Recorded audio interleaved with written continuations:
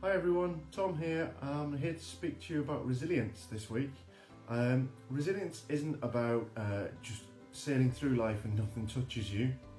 What I want to talk about is coping, baseline stuff, being able to get back up when you get knocked down. That's what being resilient is. So I've managed to come up with a few things that apply to your personal life and your business life.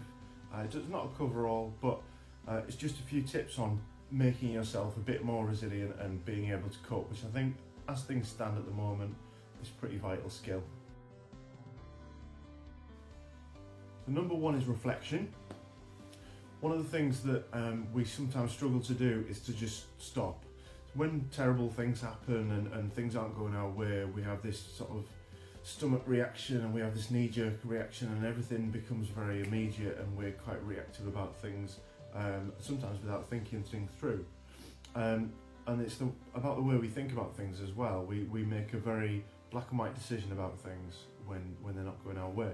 A lot of the time, the better thing to do is to just stop and think of the facts and what's actually happening, not what's happening plus what we imagine will happen, and start to look at what we can do in the short term to try and make it less of a bad thing. So just stepping back and considering something for a minute just to see if it's as bad as we think, and if it is as bad as we think, what can we do right now?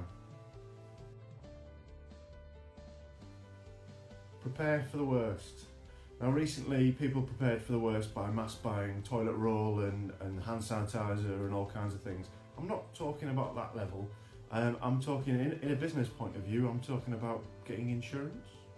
That's preparing for the worst. It's covering yourself really, and it can apply to your personal life as well. Having a backup plan. You know, when you go out for the day, you tend to take things you might need. You keep a spare tyre in the car, things like that. Preparing for the worst is not, having a bunker in the garden. It's just making sure that you've thought things through a little bit, and if there's anything you think you might need to do, you've at least got it on your list. Learn from challenges. So I'm saying challenges because it's a lot more positive than learn from terrible things that have happened. When these things happen, it's great to think, actually, what did I learn here? What could I apply to other things? Especially when you're talking about being resilient in your own life. What could you apply to other things? And don't forget that you've got your personal life and you've got your business life. You can compare the two and you can learn from one and then apply it to the other. So take a bit of time to take stock, and when something comes up, think, actually, have I learned anything previously that I could apply to this? For me, this is the most important one, and it's the thing that stood out for me straight away when I was thinking about how to be resilient, is that actually it's okay not to be sometimes. It's really okay to feel rubbish and to be a bit down about things if something goes wrong.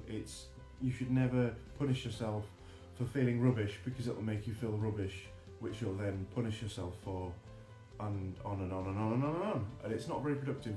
So if you need to feel rubbish about something, do that. And you can pick yourself up tomorrow, or you can pick yourself up this afternoon. But you can rest for a little bit and you can feel rubbish. That's okay, that's fine. It's a coping mechanism. It's a way to process things and get over things that have gone wrong. Having a cry is a great thing, and I think the way things are at the moment, a lot of people have been knocked down, and it's okay to sit down for a minute before you get back up. Ask for help when you need it. In a business, it's really common to set up a network around you of people that you might need to use to help the business go, and to help you if things start to go a bit wrong. So you've got your person who does distribution, your person who does websites, your person who does networking with you. You set these things up. In your personal life, you can have the same thing. I have someone who helps me get through things when they're not working so well. So as I said previously, sometimes you need a little bit of time to feel a bit rubbish. I've got someone who comes round and I'll feel a bit rubbish with them and then agree and say, yes, that is rubbish. And then after a little bit of time, they'll say, okay, so what are we going to do about it? Come on, let's go. And that just gives me that headspace to be agreed with. I love to be agreed with, and then to get back up again and have a little bit of a boost to get back up. And I think it's really important to have those different teams around you. You probably already have them. You just need to make sure that you do use them, utilise that network that you have, because it's hard to get up on your own. You don't have to be, you don't have to be resilient on your own. You don't have to be this person that sort of is always coping and always okay with things. You can be this person who always knows when to ask for help. That's just as successful and it's just as likely to get you through. So yeah, don't be worried about asking for help. Ask for help from anyone that you can, because if it gets you through quicker, then the business is rolling faster, and if it's in your personal life, it gets you up quicker and you can get on with your life quicker. So where's the downside to that? I hope these have helped.